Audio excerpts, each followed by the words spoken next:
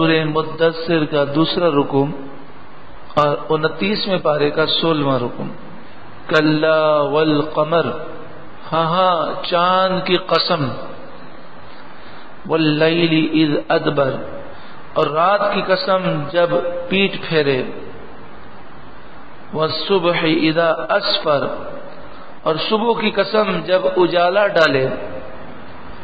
انہا لإحدى الکبر، بے شک جہنم بہت بڑی چیزوں میں سے ایک چیز ہے. اتنی قسموں کا ذکر کر کے جہنم کا ذکر ہے کہ جہنم بہت بڑی چیز ہے.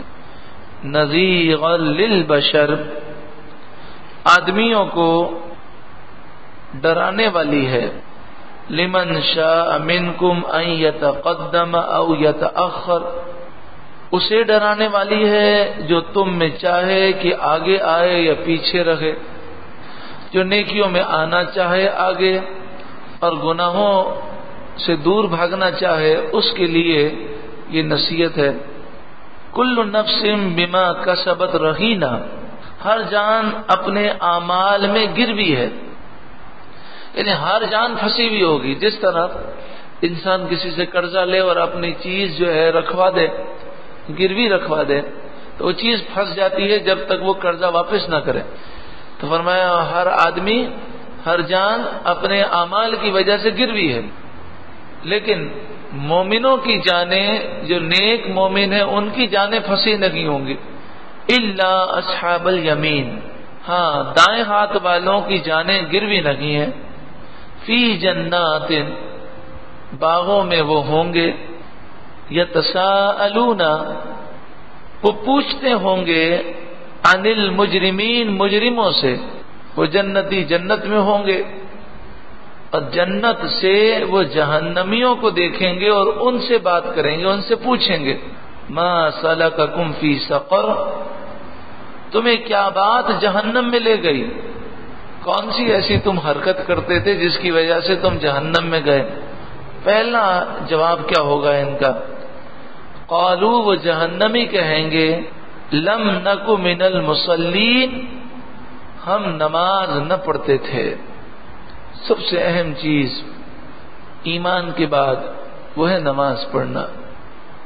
ہمارے استاد محترم ایک دن اپنی والدہ کے متعلق آپ بتانے لگے. کہا کہ میں نے اپنی والدہ سے یہ پوچھا کہ جب آپ فلاں بزرگ سے بیعت ہوئی، مرید بنی، تو ان کی طرف سے آپ کو کیا وظائف دیے گئے؟ تو کہا کہ مجھے 2 وظیفے دیے گئے. ایک تو وظیفہ یہ دیا گیا کہ کبھی نماز میں کوتاہی مت کرنا، اور دوسرا میرے پیر صاحب کی طرف سے مجھے یہ وظیفہ دیا گیا کوئی ایسا عمل مت کرنا جس کی وجہ سے رسول اللہ کے سامنے شرمندگی ہو. اللہ اکبر! اللہ والوں کے کلام میں کتنی تاثیر ہے. 2 جملوں میں ساری شریعت کو بیان کر دیا. نماز میں کوتاہی مت کرنا، اور دوسرا فرمایا کوئی ایسا کام مت کرنا کہ جس کی وجہ سے رسول اللہ کے سامنے کل بروز قیامت تمہیں شرمندگی ہو. بلکہ یہاں فرمایا، یوں فرمایا، لیکن مرید کی تربیت کیسی فرمائی. تو ایسا کوئی کام مت کرنا جس کی وجہ سے مجھے رسول اللہ کے سامنے شرمندگی ہو کہ رسول اللہ فرمایا کہ تمہارا مرید یا تمہاری مریدنی نے یہ کام کیا. جس طرح ہمارا بچہ کوئی کام کرتا ہے تو ہمیں شرمندگی ہوتی ہے، کیونکہ لوگ تو یہی کہتے ہیں نا کہ آپ کے بیٹے نے یوں کیا. استاد صاحب فرماتے ہیں کہ ہماری والدہ وہ پڑھی لکھی نہیں تھی، لیکن نماز کا انداز جو تھا، اتنی اہمیت کہ جیسے ہی نماز کا وقت ہوتا بڑے اہتمام سے ادا فرماتے ہیں. اور فرمایا کہ ساری زندگی میری والدہ نے کبھی بھی نیا کپڑا نہیں پہنا، کہتے زندگی میں کبھی نہیں پہنا. کہا وہ رشتہ دار عورتیں جو لباس پرانا ہو جاتا وہ نکالتی تو وہ پرانا لباس ان سے لے لیتی، ساری زندگی پرانا لباس پہنتی رہی. اور یہاں تک کہ وہ کہتے ہیں میں نے بڑی کوشش کی لیکن وہ اس کے لیے تیار نہ ہوئی. اور کبھی زندگی میں کہا میری والدہ نے جوانی کے اندر بھی کبھی زیورات نہیں پہنے، اس قدر سادگی. اور کہا کہ جب بڑی عمر ہو گئی اور بڑھاپے کی وجہ سے ہاتھ میں عصا لینے کی ضرورت پیش آئی تو ایک درخت کی شاخ کو توڑ کر اس کا عصا بنا لیا. تو کہا کہ کسی نے ان کی خدمت میں وہ عصا کے لیے ایک جو باقاعدہ ڈنڈی آتی ہے وہ دی. تو کہا نہیں یہ مجھے ضرورت نہیں ہے. کہا کہ اتنی کفایت شعار کہ ہر چیز میں جو چیز ضرورت ہوتی اسی چیز کو استعمال کرتا. یہاں تک کہ کہا کہ ان کو ایک موقع پر میں نے ٹیشو پیپر پیش کیا. اب ہمارے یہاں ٹیشو پیپر کی کیا حیثیت ہوتی ہے کہ ٹیشو پیپر پیش کیا تو آنکھ میں پانی نکل رہا تھا. تو انہوں نے کیا کیا کہ اس ٹیشو پیپر کا کونا جو ہے وہ پھاڑا اور اس سے آنکھ صاف کی اور باقی ٹیشو پیپر سنبھال کے رکھ لیا. اتنی ہر چیز کی احتیاط. اور کہا ان کے پاس سامان میں کوئی چیز نہ تھی, کوئی اپنی ملکیت, کوئی جائیداد نہ بنانا. اللہ تبارک و تعالی کی جب نیک بندیاں ہوں, جب ان کے والد اتنے نیک, تو پھر بیٹا تو پھر مولانا خادم حسین رضوی ہوگا کہ ان پر بھی تو اثرات ہوتے ہیں ماں باپ کے. تو یہاں پہ فرمایا قالوا لم نک من المصلین, وہ بولے کہ ہم نماز نہ پڑھتے تھے. جہنمیوں نے یہ کہا, وہ کہیں گے جہنمی, اللہ ہمیں نماز وقت پر درست خشوع و خضوع کے ساتھ اور اخلاص کے ساتھ صحیح طور پر ادا کرنے کی توفیق عطا فرما. وَلَمْ نَكُ نُطْعِمُ الْمِسْكِينَ, اور ہم مسکین کو کھانا نہ دیتے تھے.